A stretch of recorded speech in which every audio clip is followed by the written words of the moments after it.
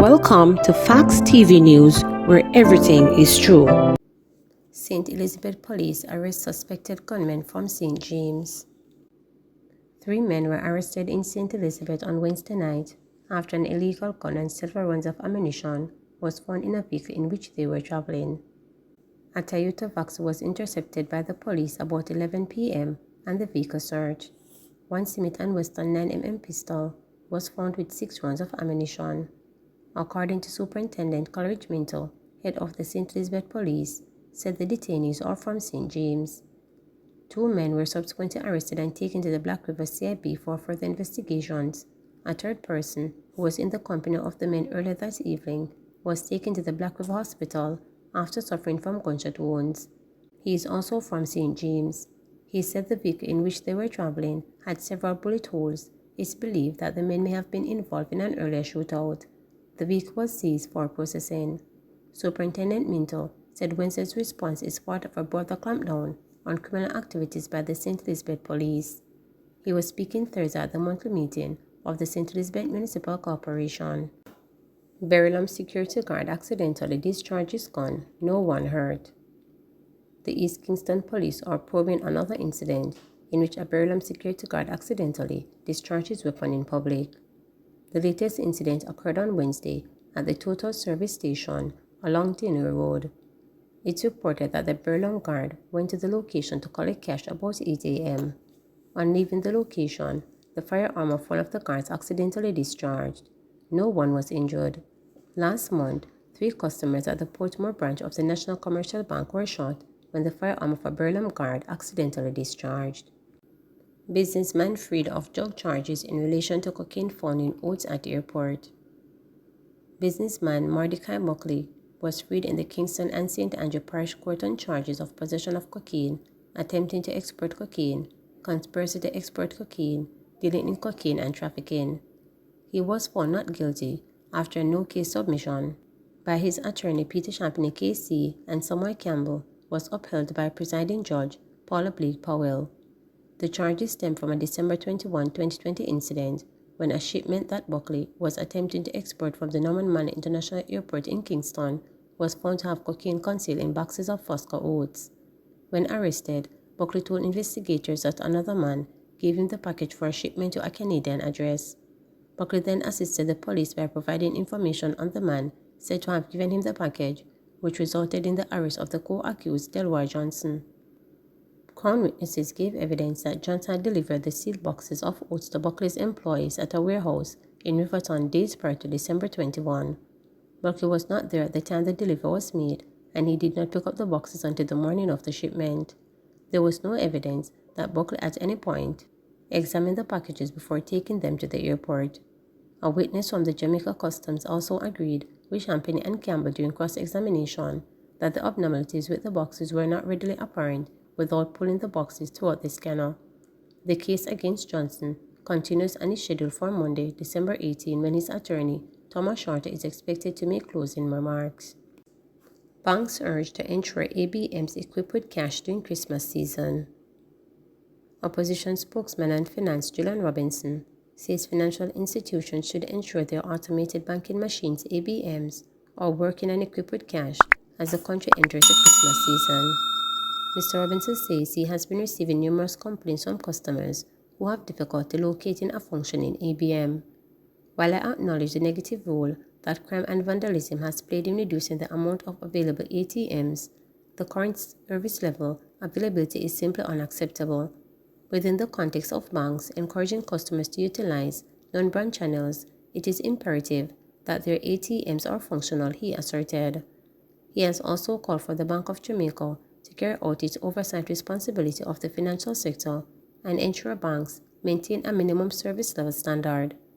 Last month, the Jamaica Bankers Association said member institutions were working to expeditiously increase the accessibility of ABMs and restore the availability of cash to improve levels while they balance the impact of new security measures against the ongoing threats to the service of the machines. The current service level availability is simply unacceptable.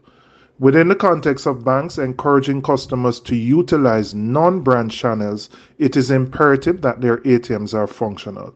I'm also calling on the Bank of Jamaica as a regulatory agency with oversight responsibility for the financial sector to ensure that these institutions maintain a minimum service level standard. Patterson calls for a national crusade against crime, moral decay. Former Prime Minister P.J. Patterson has called for a national crusade against the tide of criminality and moral decay in the society.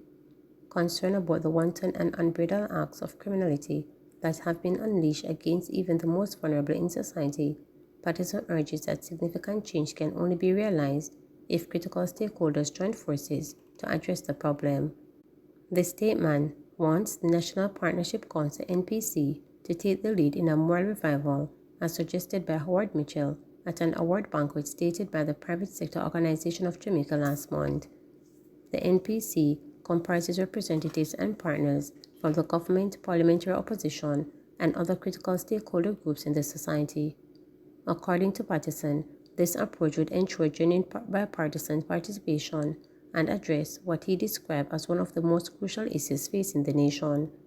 We need a national theme comprising the government, opposition, farmers, teachers, security guards, private sector, trade unions, church, and civil society to come together against the elements threatening the right of our life, justice, freedom, self-worth, and respect, Patterson declared.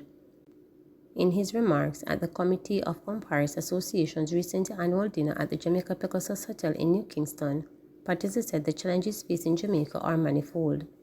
Our nation grapples with crime and violence at intolerable levels, he stated, pointing to the horrific crimes which increasingly target vulnerable groups such as women, children, and the elderly. The latest police criminal statistics show that for the period of January to December 2, 2023, the country recorded 1,282 murders, a 10.2% reduction year-on-year. He also pointed to the disturbing trend of predatory larceny, bank theft, alongside the spread of violence into schools, homes, and even the roads. Citing Chief Justice's assertion that harsher sentences alone are not the solution, the former head of government advocated for innovative and multifaceted approaches akin to the diverse tactics used in cricket, such as googles and yorkers. He emphasized the need for the return of the spirit of the game, a metaphor for rekindling the values and ethics that should guide the nation. Patterson also commended the Prime Minister on Johannes' announcement of a study for a ministry dedicated to a family and community affair, and also recalled the opposition's proposal for a Ministry of Social Transformation at their 2018 annual conference.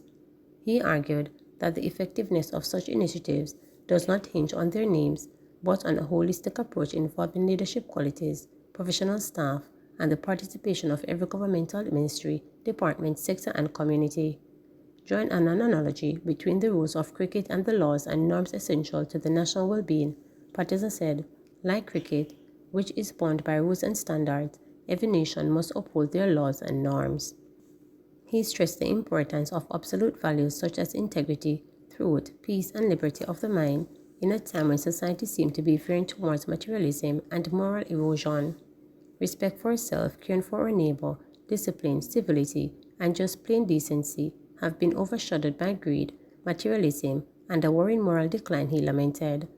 The former Prime Minister also painted a vivid picture of the nation's struggles over the last 2 decades. There has been a constant lament that our National Council on Values and Attitudes has fully achieved its targets, Patterson noted, highlighting the shared sentiment across various platforms, from political discussion to social media debates. He emphasized that restoring Jamaica's moral fabric is critical, not just in selected areas, but across every sector, city, town, parish, district, and household. Patterson calls for the national crusade against crime, and moral decay seemingly struck a chord with his audience. His message was clear: Jamaica cannot afford to lose another day to criminals and wrongdoers. It's time for a united front to confront and vanish these challenges, ensuring a future where every Jamaican can live triumphant, proud, and free. Please remember to subscribe, like, share, and click the notification bell